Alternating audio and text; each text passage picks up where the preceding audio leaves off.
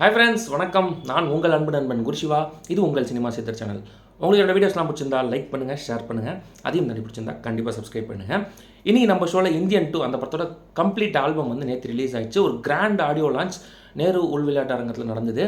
So நிறைய celebrities கலந்துக்கிட்டாங்க. So அந்த படத்தோட சாங்ஸ் மொத்தம் 6 சாங்ஸ் வந்திருக்கு. அதெல்லாம் எப்படி இருக்குன்னு டீட்டெயிலாக ரிவ்யூ பண்ண போகிறோம், சாங் பை சாங் அப்படின்னே சொல்லலாம். இந்தியன் முதல் பாகத்தில் வந்து ஏஆர் ரஹ்மான் அவர்கள் வந்து இசை அமைச்சிருந்தார். ஒரு பயங்கரமான ஒரு பிளாக் பஸ்டர் சாங்ஸ் கொடுத்துருந்தாரு. படமும் மெகா பிளாக் பஸ்டர் அப்படின்னு தான் சொல்லணும். ஸோ இந்தியன் 2ல் வந்து மியூசிக் வந்து பார்த்திங்கன்னா அனிருத். எப்பயுமே வந்து சங்கர் அவர்கள் வந்து ஒன்று ஏஆர் ரஹ்மான் கூட பணிபுரிஞ்சிருக்காரு. அதுக்கப்புறம் மேரேஜ் அவர்கள் கூட 2 படம் பண்ணியிருக்காரு. இது வந்து டிஃப்ரெண்ட்டான ஒரு காம்பினேஷன் அப்படின்னு சொல்லலாம், டிஃப்ரெண்ட் கொலாபரேஷன். பட் இன்றைக்கி வந்து அனிருத் வந்து டாப் ஃபார்மில் இருக்கார் அப்படிங்கிறது எல்லாருக்கும் வந்து தெரியும். அவர் கூட இணைஞ்சிருக்காரு. ஸோ பாடல்லாம் எப்படி வந்திருக்கு அப்படின்னு ஒன் பை ஒன் பார்க்கலாம். ஃபர்ஸ்ட் வந்து கம் பேக் இண்டியன் அப்படின்னு ஒரு பாடலுங்க. இந்த பாடல் அனிருத் தான் பாடியிருக்காரு. இந்த பாடலுக்கு வரிகள் வந்து அறிவு வந்து எழுதியிருக்காரு. ஒரு டிஃப்ரெண்ட்டான சாங்காக இருக்குது. அதே சமயத்தில் கேட்சியான ஒரு சாங்காகவும் இருக்குது. லிரிக்ஸ் ஈஸியாக அண்டர்ஸ்டாண்ட் ஆகுது. அதே சமயத்தில் ஒரு பயங்கரமான ஒரு கூஸ் பம்ப்ஸ் கிரியேட் ஆகுது இந்த பாடலை கேட்கும்போதே. அனிருத்தோட வாய்ஸ் ரொம்ப பக்காவாக ஒர்க் அவுட் ஆயிருக்கு அப்படின்னே சொல்லலாம். ஒரு சூப்பரான நம்பராக வந்திருக்கு. இந்த பாடலுக்கு கண்டிப்பாக தம்ஸ்அப் கொடுத்தே ஆகணும். அதுக்கடுத்து நீலோர்ப்பம். ஸோ அந்த பாடலுக்கு வந்து இந்த பாடல் வந்து ஒரு கம்ப்ளீட் ஒரு ரொமான்டிக் மெலடி சாங் அப்படின்னே சொல்லலாம். இது வந்து சித்தார்த்தன் ரகுல் பிரீத்துக்கு வரப்போகுது அப்படின்னு அந்த விஷுவல்ஸ் லிரிக்கல் வீடியோவில் பார்க்கும்போது தெரிஞ்சுது. இந்த பாடல்களுக்கு வரி எழுதியிருக்காங்க தாமரை அவர்கள். தாமரை அவர்களை பற்றி உங்களுக்கே தெரியும். சூப்பராக அந்த ரொமான்டிக் நம்பர்ஸ்லாம் வரிகள் எழுதி கொடுப்பாங்க. அதே சமயத்தில் இந்த பாடல் கேட்கும்போதே நம்ம எல்லாருக்குமே பிடிச்சிடுது. அனிருத் வந்து அவுட் ஆஃப் கம்ஃபர்ட் ஜோன். அவர் வந்து ரெகுலராக போடுற ஒரு மெலடி இல்லாமல் ஒரு டிஃப்ரெண்ட்டான ஒரு மெலடி, கர்நாடிக் பேஸ்டு ஒரு பக்காவான ஒரு மெலடி அப்படின்னே சொல்லலாம். அந்த கர்நாடிக் ஃப்ளேவர் ஒன்று இருக்குது இந்த பாடல் கேட்கும்போது. அதேமாதிரி பாட்டை பாடினாங்க 2 பேருமே வந்து ரொம்ப சூப்பராக பாடி கொடுத்துருக்காங்க இந்த பாடலை அப்படின்னே சொல்லலாம். ஒரு டிஃப்ரெண்ட்டான நம்பர், அதே சமயத்தில் சூப்பராக இருக்குது இந்த நம்பர் அப்படின்னே சொல்லலாம். ஸோ அதுக்கும் கண்டிப்பாக தம்ஸ்அப் கொடுத்தே ஆகணும். அதுக்கப்புறம் பாரா. ஸோ பாரா தான் ஃபஸ்ட்டு சிங்கிளாக வந்து ரிலீஸ் ஆச்சு. விஜய் வரிகள் வந்து ரொம்ப சூப்பராக இருந்தது அப்படின்னே சொல்லலாம். பயங்கர பவர்ஃபுல்லான வரிகள் அந்த பாடலில் தெரிஞ்சுது.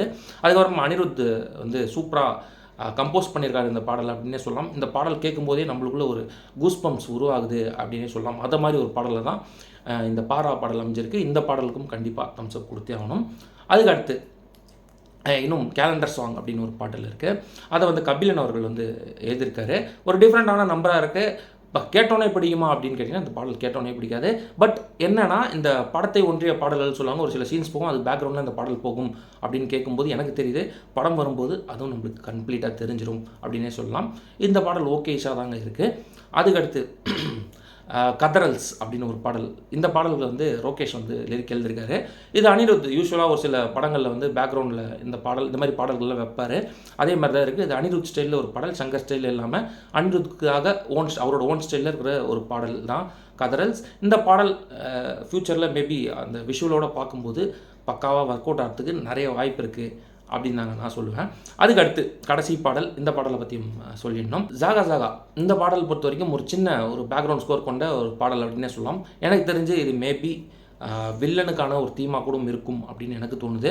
அனிருத்தோட லைட்டர் வாய்ஸோட நிறைய மியூசிக்கல் பீட்ஸோட வந்திருக்கு.